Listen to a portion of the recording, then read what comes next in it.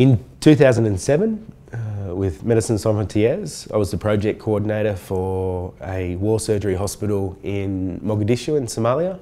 As the project coordinator, I used to go in a couple of days early before the team and have a look around, chat with our contacts, see what the situation's like. Personally, when I first went into Somalia, you think of, movies like Black Hawk Down, or you think of the media, and often those stories, there's an element of truth, but often it's not necessarily captured the reality. When you come into land at the airport, you've actually got, the runway is actually next to the beach. So on the left-hand side, you've got destroyed buildings. On the right-hand side, you've got a beach and waves to rival the northern beaches of Sydney. So it's a bit of an oxymoron of beauty with distress. Out of all my missions with Medecins Sans Frontieres, Somalia was probably the hardest. Probably not for the obvious reason why people think of either conflict or for security. For me, it was, from my personal experience, it was the place with the highest humanitarian need that I've ever seen. There were some times that I was one of 2 international staff inside Mogadishu. Other times there were a lot more, but as a result, the amount of international humanitarian assistance is quite small compared to other countries.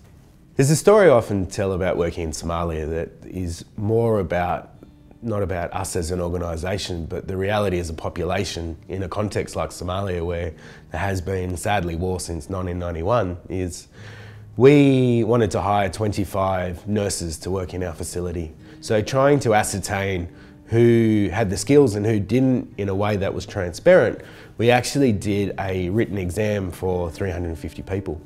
So we're in a hall, we did it in 2 blocks, so there's about 150 people in a hall, and high walls but open ceiling.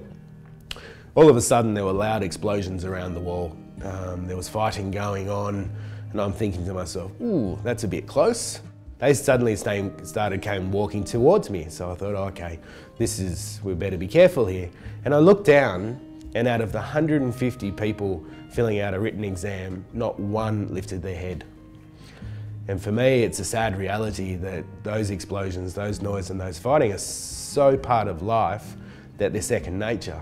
Personally, there was no distress about a war context. It was more about how do you to reflect and look at the fact that you've come in, you've done your time, you've made a difference, you've helped, but it's a drop in the ocean in contexts like Somalia. It will always have a place in my heart due to the reality of seeing so much need, but also seeing and working with the people that are just so rich and warm.